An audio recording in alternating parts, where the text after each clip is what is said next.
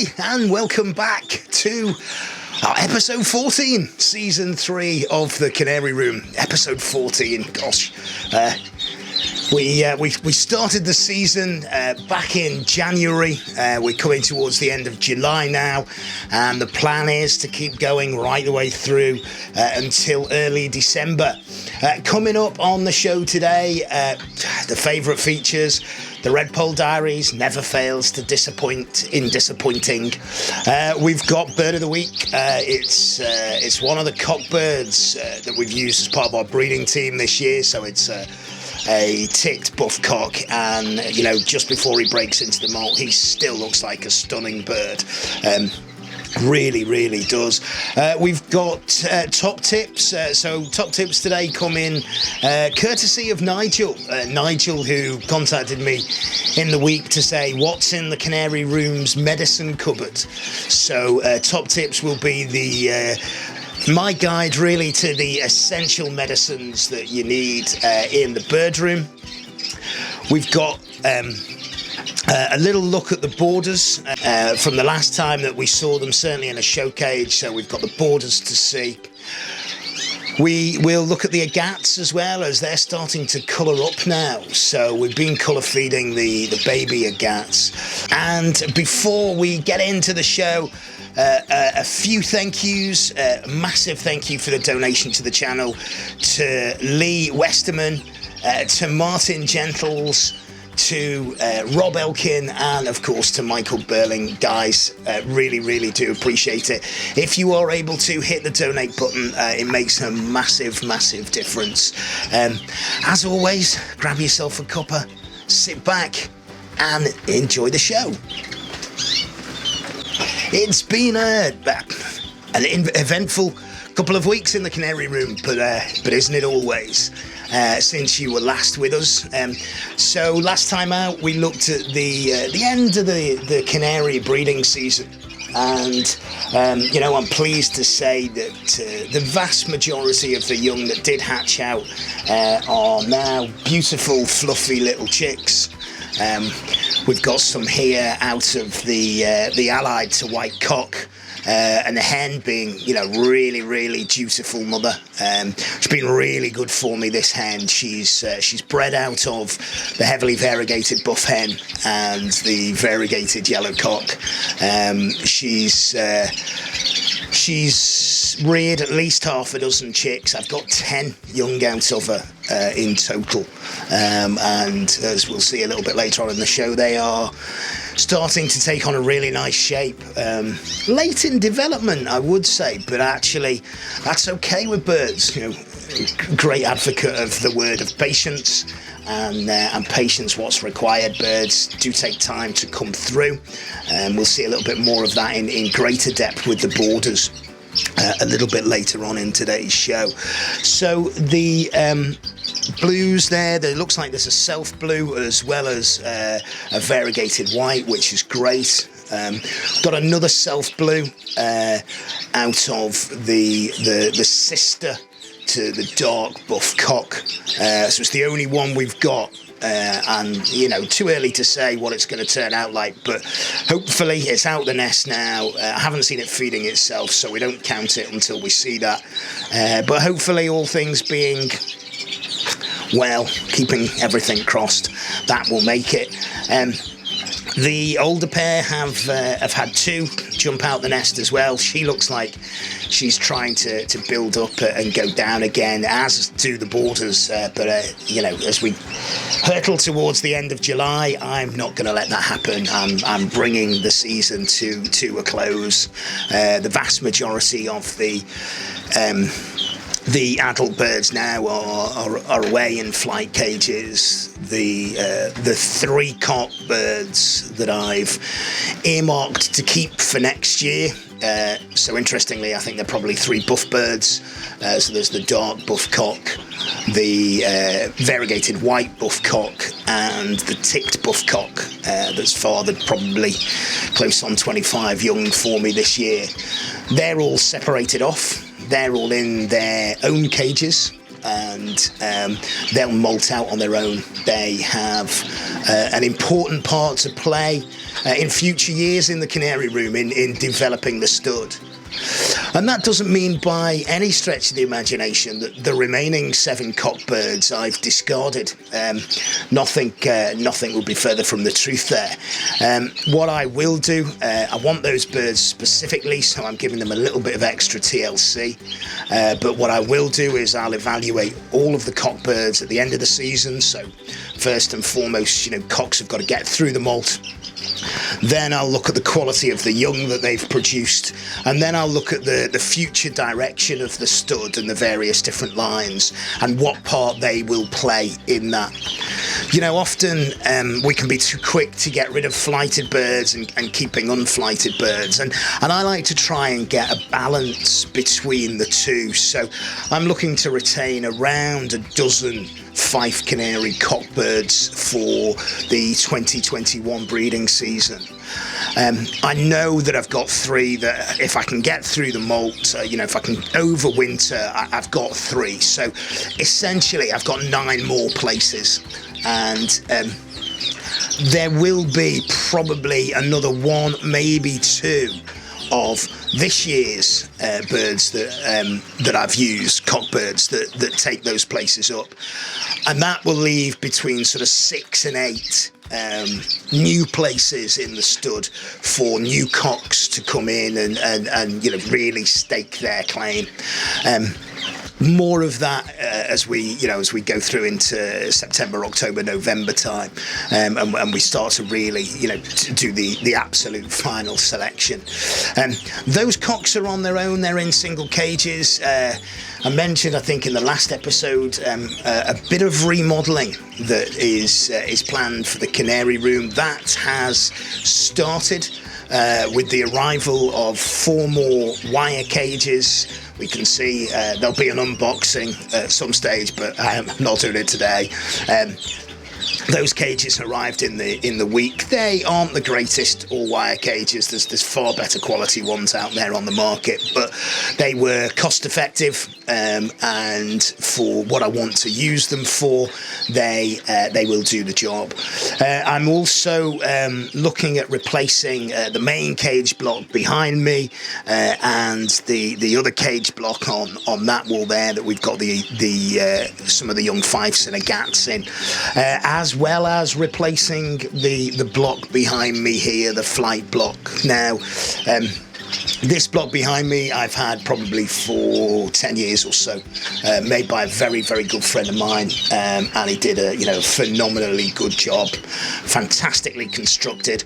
The rest of the cages in the Canary room I made myself, and I'm no joiner, but they've served a purpose. I moved in to this new property in, I think, May in 2019, and I was moving the sort of the birds mid-breeding season, and I needed to make some cages relatively quickly. They've served their purpose this year, but as I start to plan ahead as to what birds will occupy the Canary room, I'm not sure that they're gonna continue to serve their purpose. So plans are afoot. What we will do at a later date probably is have a look at the cages, the plans, and then we'll hopefully, all being well, we'll do an episode on the kind of the reconfiguration, the complete reconfiguration. I imagine I'm going to do it in stages, so something to look forward to. Something else to look forward to has been the development of the borders. So without further ado, let's have a little look at those right now. One of the things that has astounded me really has been the transformation of the borders throughout the molt, and I think there's a couple of shots that I'll show you in a little while, and I think that really demonstrates that transformation. We had a couple of the borders as bird of the week, and looking back here, we got a dark yellow hen, and we'd also got a variegated yellow cock. Caught them, and put them in show cages at a relatively young age. We've also got a clear border here that again I think we saw earlier on in the season of the Canary room. The transformation of those birds is incredible, absolutely incredible. The heavily variegated yellow hen that we can see here, leg position I think is lovely. Yeah, I can see faults in it, of course, as I can in every bird I've ever bred.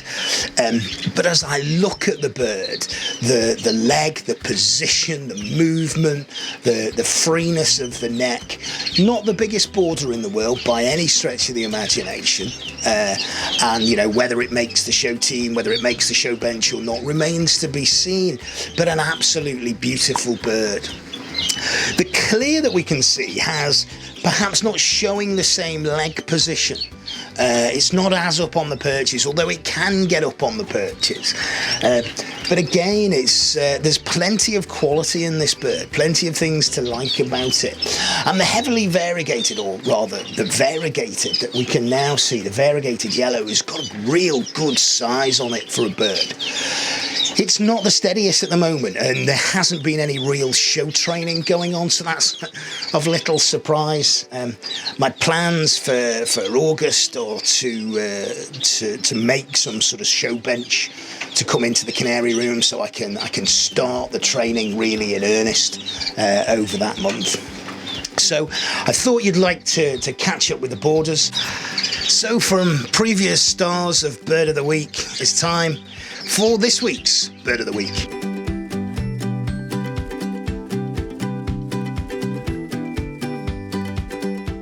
I was sort of looking through the Canary room and thinking, you know, how can I continue to make Bird of the Week interesting? And to be fair, there's, you know, hundreds of birds here. I think this season I've bred over 100 birds, which is a phenomenal achievement for me. Certainly I've never got anywhere near that number before. So, you know, last time out we looked at the young Redpoles, we looked at the young goldfinch. And I thought, well, you know, there's more Canary young that we can see. And then I thought, well, actually, let's have a look at this fella. Now, this bird is still in stunning condition. It is a ticked, very lightly marked. You can't see the mark on it, actually. It's just behind, on the flank, just by the rump. But it is a ticked buff cock, and it has played a key role in the development of the clear line this year. Be an anchor bird for the stud without any shadow of a doubt. I'm not quite sure with the clears this year in the direction that I'm going to go, but this bird is most definitely in it, and I'll be looking to see the quality of his sons come through. I've already seen a couple of his daughters, and they are, you know, really, really, really nice. So we'll see how this fella gets on. Hopefully we can overwinter him okay. He looks in tip-top nick now. This week's Bird of the Week, it's a ticked buff cock.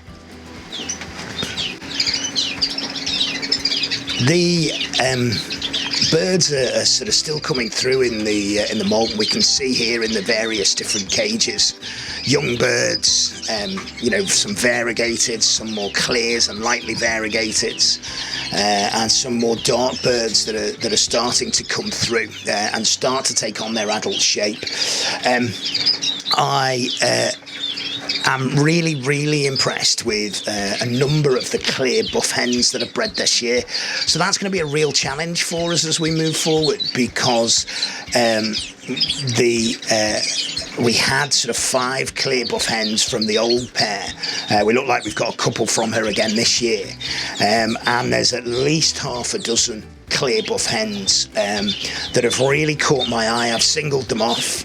And so we'll see when we make the final selection stage. You know, I may only be looking for 4, and I'll have, you know, a dozen to choose from. So a nice problem to have. Not complaining in the slightest. One of the birds that has moved over here, a buff hen, we saw it last week.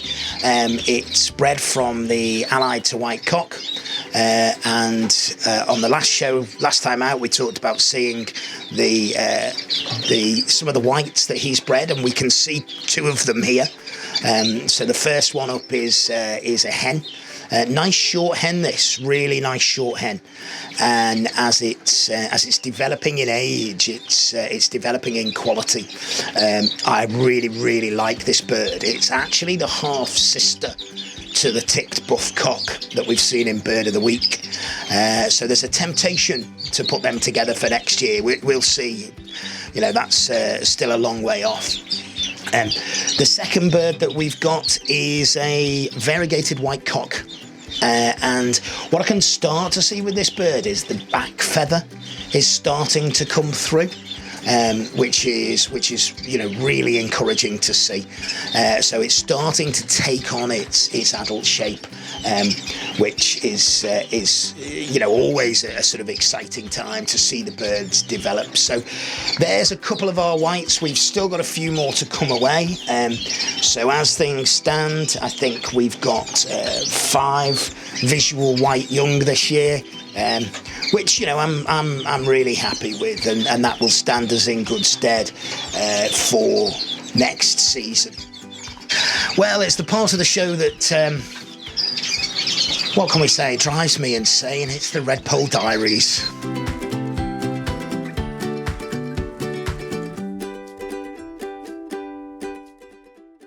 Mixed. Well, I say mixed. I'm trying to put a positive spin on it. It's not been mixed. It's been another disastrous 2 weeks with the Redpoles. Fortunately, our 2 young are still, still away and still doing well. The Isabel hen, who was on 6 eggs. I've checked those eggs. None of them are full, despite the fact that they were mated. The Isabel cock, I found dead in the corner of the cage. Now those birds are all on blue rings, so they're 4 years old this year. So not surprising, and early on in the season I did talk about replenishing the Redpoles and obviously hoping to breed some. The pied hen has laid a couple of eggs. The pied cock is deep into the moult. So not sure with the pied hen, to be honest. She's not sitting on the eggs, so I don't imagine that she's going to rear them if there is indeed anything in there. Also empty, and again not really surprising, is the canary eggs that we've got with the goldfinch cock. Having really enjoyed the section from Dave Coughlin on muling in the last episode, I was sort of quite excited at the thought I might be able to get some goldfinch mules out this year, but look, it's not to be. And overall, the Siberian eggs, they did hatch some more young. I did cage the Siberian cock, but the hen just wasn't happy with that. I put her back in, I moved the young around, and unfortunately I got one to about 6 days, but unfortunately they didn't make it. I think, to be honest, certainly with the canaries in the shed now, they're just at a stage where they've had enough. So that's this week's Redpole Diaries. Not great news, but when is it? But they're still beautiful little birds.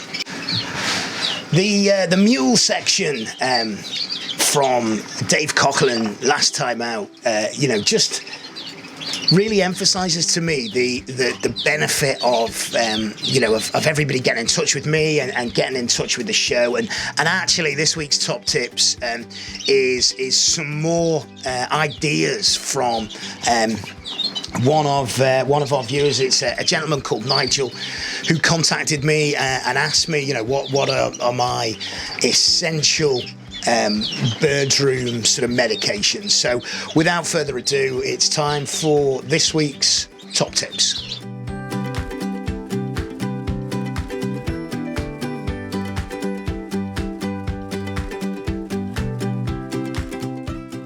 So I look at the medication in 2 different ways. I look at it from a prevention perspective, first and foremost, and then from a cure perspective, secondly. Prevention is always better than cure, is very much a view I share as well. And one of the reasons behind that is because birds, when you see birds that are poorly, it often means that they're too far gone to save them. They are obviously, very sort of small and tiny things, and as a consequence, with that, it's very, very difficult when you see them all fluffed up. Often they're too far gone to do anything with.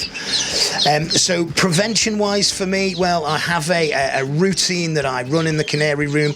It's first and foremost on a weekly basis. I will give apple cider vinegar once a week on a Saturday. That's a very natural product.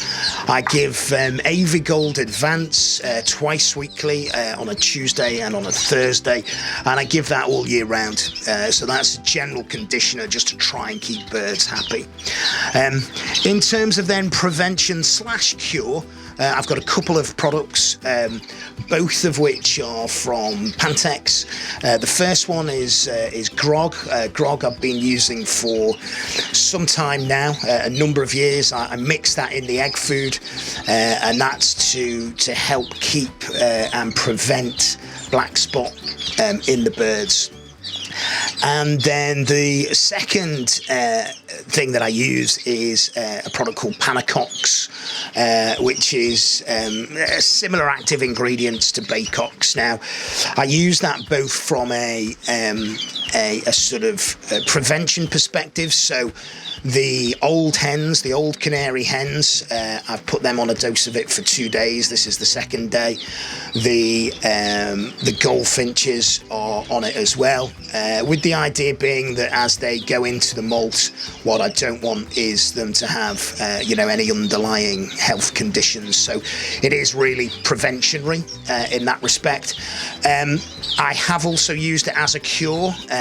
My best, what I think certainly is one of my best, heavily variegated yellow five cocks. He's been bird of the week. We've seen him a few times. Not long after I singled him off, he really, really took a turn for the worse, and I did think at one stage I was going to lose him. I was in the shed, first cage I looked at every day to see. But that's I'm pleased to say we seem to have brought him round. He's in rude health now. So the Panacox there is a cure rather than prevention in that regard. The final product really is Micro Resp, which I mentioned last time out on the show. A good friend of mine, Shane Evans, has provided that for me from Direct Bird Products. I know Shane sold out of it just after the show, which is great. So thanks everyone for supporting Shane. And I know he's got some more supplies coming in. So if you didn't get any first time round, do get back in touch with him. I'm sure he'll have some soon. So Micro Resp, worked wonders for me. The other thing that I'd say is, and it's not really a medicated product, but certainly something that I have used for the first time this year, and will do again, and that's been Pearl Morbide. It's the first time I've used it, and all of the birds really have devoured it. Goldfinches in particular seem to really enjoy it. So those are my essentials. There's a whole host of products on the market, and for me, those are the key ones. Those are the ones that I wouldn't be without. So that's this week's top tips. We haven't seen them for a while, so I thought it was about time we gave them some airtime, and that's our Agat Mosaic Young. And we can see from some of the footage here, they are, they're really starting to colour up, and I'm delighted with that. I've got 5 young. It looks like I've got 3 cocks and 2 hens, which is great. I've got a couple of hens and a cock already. So I'll, all being well, I'll be able to make up sort of 4 pairs for next season. I'm unlikely to keep them all. I suspect, a pair or 2 maybe will go, and I'll keep a pair or 2 depending on what happens with the grey wings that I've taken a shine to. So we'll see with the agate mosaics, but as they're starting to colour up, you can see, there's deep bits of red at different stages, different parts of the body, and really, really lovely birds. A really nice addition to the Canary Room. I'm very, very, very happy to have them. The last 5 or 6 episodes of the show have been epics. A couple have been over an hour. A couple have been in the sort of, just under an hour, and the high sort of 50 minutes or so. And as certainly here in the UK, as we edge towards a sort of end to lockdown and a new normality, I'm sort of bringing the episodes back to their normal length, which is about half an hour of me whittering on about birds. So I hope you've enjoyed the extended episodes. That's not to say there won't be more extended episodes in the future, but for the foreseeable, at least, we'll try and keep the shows down to about half an hour or so. It brings us to our final part of today's show, which is question time.